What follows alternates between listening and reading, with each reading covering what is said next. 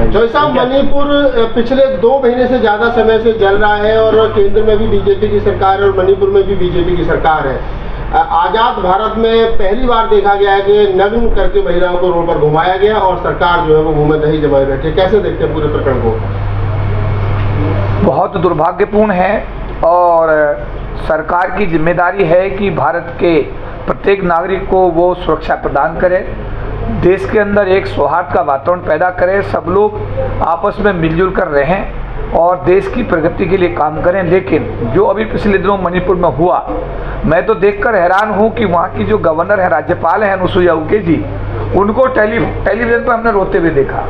उन्हें हमने एक बहुत ही डिसअपॉइंटेड, यानी वो इतनी हमने देखा कि बेस उसे एक वर्ड कहेंगे कि इतनी, मतलब ये समझो कि उन्होंने अपने आप को असहाय महसूस किया। उन्होंने कहा कि लोग मर रहे हैं, लोगों को नंगा घुमाया जा रहा है और उसके बाद में प्रदेश के अंदर कानून व्यवस्था नाम की कोई चीज़ बाकी नहीं बची है। अगर गवर्नर ने अपनी रिपोर्ट केंद्र सरकार को समय रहते भेजी, उन्होंने इसे बताया, लेकिन केंद्र सरकार के द्वारा जो कदम मणिपुर के मामले में उठाने चाहिए थे शायद वो नहीं उठाए गए। उसका परिणाम ये हुआ कि वहाँ इतना बड़ा रक्तपात हुआ, इतना बड़ा भीषण, मैं कहूँगा कि इतना आपस में 2 समुदायों का टकराव हुआ और वो टकराव आज भी जारी है।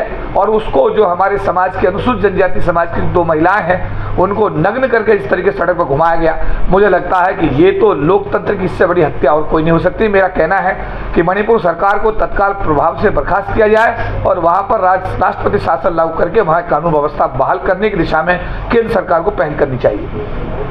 देश की राष्ट्रपति आदिवासी समाज से आती हैं और वहाँ की गवर्नर आदिवासी समाज से है और वहाँ पर जिन महिलाओं को नग्न अवस्था में घुमाया गया वो आदिवासी समाज से है। क्या कारण है कि ना तो राष्ट्रपति कोई स्वयं ले पा रही है, ना वहाँ की गवर्नर कोई स्वयं ले पा रही है, जबकि अगर कोई पूरे देश में कहीं कोई घटना होती है तो जो सरकार में बैठी हुई महिला मिनिस्टर है, सांसद, वो रोड पर उतर आती है। देखिए, ये मेरी कौम का दुर्भाग्य है। जिस कौम में मैं पैदा हुआ उसमें बाबा साहब अम्बेडकर पैदा हुए, उसमें मान्यवर काशीराम पैदा हुए। इन महापुरुषों ने हमें इतना गाइड किया, इतना सिखाया, इतना हमारा मार्गदर्शन किया, इतना साहित्य डॉक्टर बी आर अम्बेडकर ने दिया। लेकिन हम लोगों ने उसका अनुसरण ना करके जो पार्टी है देश की, उन पार्टियों को ज्वाइन करने के बाद में उन पार्टी के आकाओं की सुविधा के हिसाब से हमारे सांसद और विधायक निर्णय ले रहे हैं। अभी जैसा आपने कहा कि महामहिम राष्ट्रपति जी या महामहिम राज्यपाल दोनों ही अनुसूचित जनजाति से आती हैं और जिन महिलाओं को नग्न करके घुमाया गया वो भी अनुसूचित जनजाति की हैं और जिनके साथ मारकाट हुई मणिपुर में वो भी सारा समाज अनुसूचित जनजाति का है। और उस पर मैं कहूँगा कि अनुसुईया उइके जो गवर्नर हैं इस समय, उन्होंने बहुत चिंता भी जाहिर की है और उन्होंने इवन मीडिया के सामने भी अपनी भावनाओं को उन्होंने रखा है। लेकिन इसके बावजूद भी सरकार के द्वारा वो कदम वहाँ पर जो उठाए जाने चाहिए थे समय रहते नहीं उठाए गए। मैं आप केंद्र सरकार से ये अनुरोध करूँगा आपके टीवी चैनल के माध्यम से कि अनुसूचित जनजाति समाज हमारे देश का एक महत्वपूर्ण समाज है, इसीलिए उस समाज की एक बेटी को आपने भारत का राष्ट्रपति का सर्वोच्च पद दिया है। उसी समाज की दूसरी बेटी अनुसुईया उइके गवर्नर बनाई गई मणिपुर की।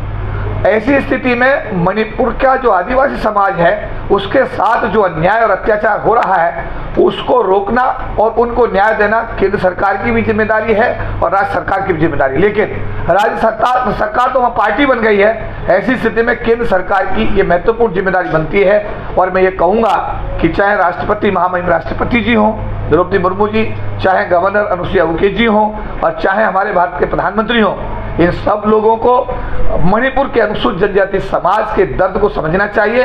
वहाँ पर हिंसा को रोकने के लिए आवश्यक कदम उठाने चाहिए और उन समुदाय के साथ में इनको न्याय करने की पहल करके भारत में एक लोकतंत्र को जिंदा रखने की कोशिश करनी चाहिए।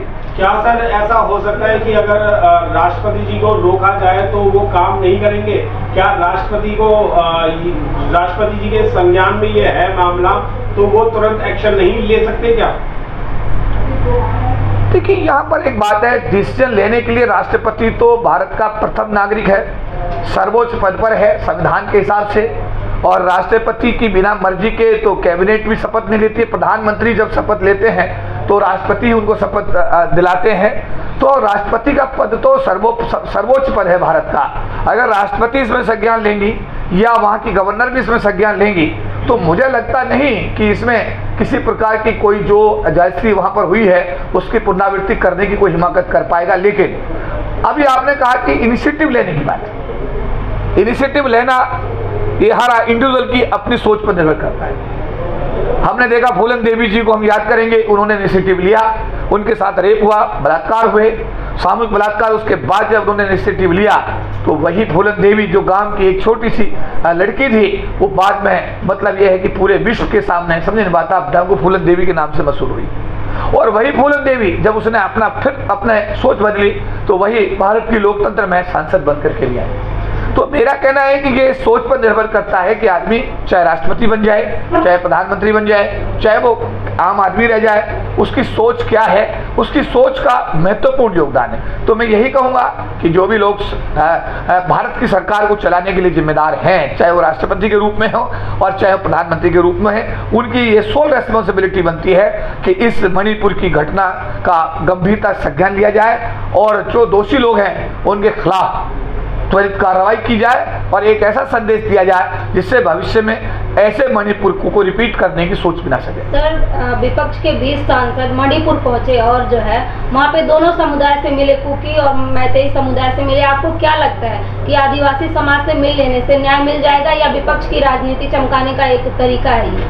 देखिए, राजनेताओं का काम करने का तरीका उनकी अपनी पार्टी के और उनकी राजनीति के हिसाब से तय होता है। कौन वहाँ गया कौन नहीं गया ये एक इशू अलग है, लेकिन विपक्ष के लोग वहाँ पर गए, जो भी 21-22 सांसदों का दल वहाँ पर गया, वहाँ पर उनसे मिल करके वो अपनी बात को लोकसभा के अंदर रखेंगे, सरकार को कहेंगे कि भाई ये हम लोग गए वहाँ पर, हमने ये समझा और इसका समाधान किया जाना चाहिए। तो मैं तो ये कहूँगा कि वहाँ प्रधानमंत्री जी को भी जाना चाहिए, गृह मंत्री जी को भी जाना चाहिए, सत्तारूढ़ पार्टी का एक शिष्टमंडल जो है उनको स्वयं भी सांसदों का भेजना चाहिए और जो वहाँ पर पीड़ित हैं उनके आंसू पूछने की एक पहल सत्तारूढ़ पक्ष को भी इसी तरह करनी चाहिए जिस तरीके विपक्षी दलों ने वहाँ जाकर के अपनी जिम्मेदारी का निर्वहन किया है। चौधरी साहब, आपको लगता है कि इस देश के अंदर एसटी आयोग है, महिला आयोग है, तो महिला आयोग और एसटी आयोग क्या कर रहे हैं? वो उनकी तरफ से भी अभी तक कोई संतोषजनक जो है वो कार्रवाई नहीं की गई है। देखिए, आयोग का तो स्थिति यह है, मैं आज बताना चाहता हूँ टीवी चैनल के माध्यम से कि आयोग में 1 पद एससी आयोग में और 3 पद एसटी आयोग में खाली पड़े हैं आज तक। और अब एससी आयोग के चेयरमैन विजय सापला जी का इस्तीफा हो गया है, तो अब एससी आयोग में 2 पद खाली पड़े हैं और एसटी आयोग के चेयरमैन का भी इस्तीफा हो गया है, वहां पे 4 पद खाली पड़े हुए। सरकार की संवेदनशीलता या संवेदनहीनता इस विषय को स्पष्ट करती है कि जो आयोग, संवैधानिक आयोग अनुसूचित जाति जनजाति समाज के कल्याण के लिए बनाए गए हैं, एटलीस्ट उन आयोगों में नियुक्ति करके वहां पर काम करने का एक जिम्मेदारी तो फिक्स करें हैं। लेकिन यहाँ तो आयोग के आयोग खाली पड़े हुए हैं।